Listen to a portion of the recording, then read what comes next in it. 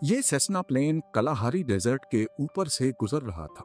इसमें बैठे 5 लोग अपनी जिंदगी का यादगार सफर कर रहे थे।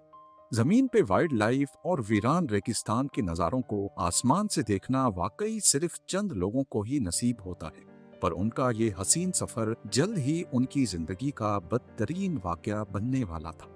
कलाहारी के बीचों बीच जहां इंसान का रहना इम्पॉसिबल है, वहां अचानक इनके जहाज में एक मसला हुआ और पायलट ने प्लेन को क्रैश लैंड करवा दिया। नाजरीन, साउथ अफ्रीका में वाक़ Kalahari desert 9 lakh square kilometre के एरिया पर फैला दुनिया का छठा बड़ा डेजर्ट माना जाता है। ये अफ्रीकन सहारा की तरह इतना खुश्क तो नहीं है और इसी वजह से यहाँ 320 अलग अलग किस्म की वाइल्ड लाइफ बसती है, जिनमें शिकारी जानवरों की बात की जाए तो शेर, चीता और जंगली कुत्तों समेत अफ्रीकन हाथी भी शामिल हैं, जो अपने इलाके में किसी को भी बर्दाश्त नहीं करते। इस वाइल्ड लाइफ को देखने के लिए दुनिया भर से लोग साउथ अफ्रीका में डेजर्ट सफारी के लिए जाते हैं। अब क्योंकि ये डेजर्ट इतना बड़ा है कि इसको साउथ अफ्रीका की 3 कंट्रीज आपस में शेयर करती हैं, जिनमें बोट्सवाना के पास कलाहारी डेजर्ट का सबसे बड़ा शेयर है। बोट्सवाना के कैपिटल केब्रोन में एक कोरियर कंपनी के executive director Carl du Plessis ने एक प्राइवेट प्लेन चार्टर किए। वो अपने दोस्तों को कलाहारी डेजर्ट के शानदार नज़ारे दिखाते हुए उनको 600 किलोमीटर दूर मॉन नामी एक गांव में लेकर जाना चाहते थे। उनके इस ट्रिप का मकसद एडवेंचर के साथ साथ एक बिजनेस इवेंट को कवर करना भी था। इस हवाई सफर में इनके दोस्त माइक निकोलिक और उनकी बीवी लेनेट निकोलिक समेत नेप ग्राउरेक और जहाज के पायलट कोस्टा मार्कांडोनाटस भी थे। ये जहाज ट्विन इंजन सेस्ना 414 था, जिसमें ये 5 लोग बहुत एक्साइटेड होकर सवार हो गए। टेक ऑफ करते ही जहाज कलाहारी के ऊपर से होता हुआ मॉन की तरफ रवां दवा था। ये सफर था तो 2 घंटे का, लेकिन 1 ही घंटे के बाद लेनेट, जो कि पहले ही बहुत घबराई हुई थी, उसने प्लेन के एक विंग में से ऑयल लीक होता देखा। पहले तो उसने समझा कि ये नॉर्मल है, लेकिन फिर उससे रहा नहीं गया और उसने अपने हस्बैंड से ये बात शेयर की। जब पायलट कोस्टा को बताया गया तो उसने एहतियातन प्लेन का वो इंजन बंद कर दिया जिससे ऑयल लीक कर रहा था। पायलट के हिसाब से इसमें कोई खतरे की बात नहीं थी, क्योंकि सेस्ना 414 में अभी भी एक इंजन बचा था। पर क्योंकि अफ्रीकन डेजर्ट में कड़कती गर्मी की वजह से यहाँ की हवा बहुत पतली और खुश्क होती है, इसी वजह से प्लेन को अपना एल्टीट्यूड मेंटेन करने के लिए दोनों इंजन्स की पावर रिक्वायर्ड थी। प्लेन अब आहिस्ता आहिस्ता नीचे आता जा रहा था। पायलट ने इमरजेंसी में गैब्रोन कंट्रोल टावर से कांटेक्ट किया, लेकिन बदकिस्मती थी उनकी कि कलाहारी के बीचों बीच रेडियो भी काम करना छोड़ गया था।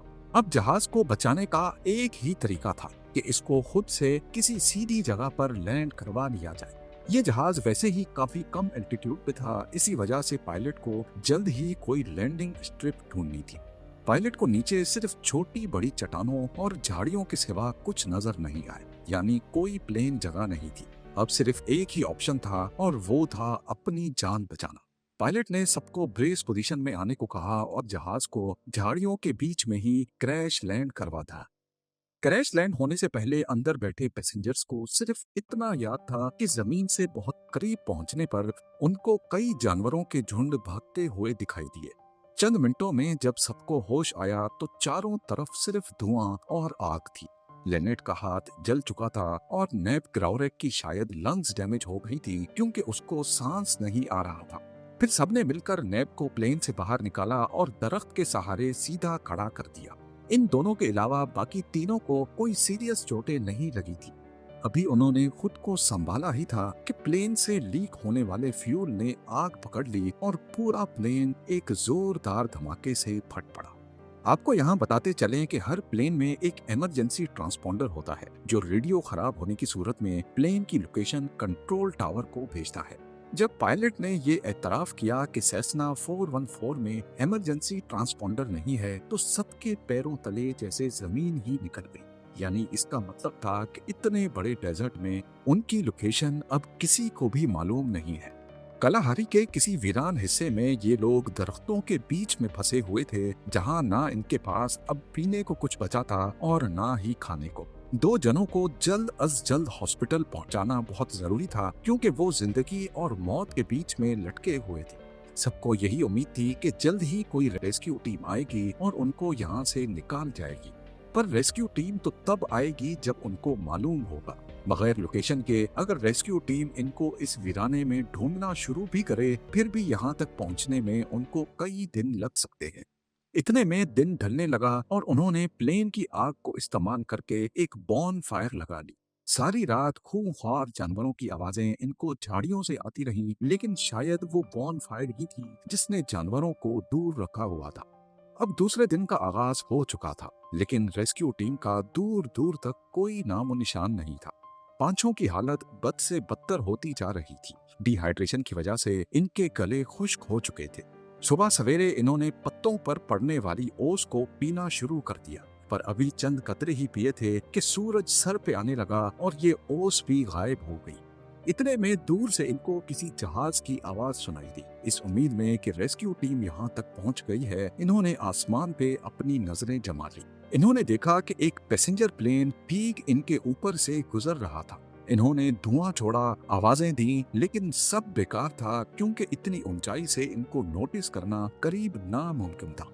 अब उनको यहीं अपनी मौत दिखाई दे रही थी। यहाँ पड़े पड़े या तो ये भूख प्यास से मर जाएंगे, और अगर बाहर निकले तो शायद ये जानवरों की भूख का शिकार हो जाए।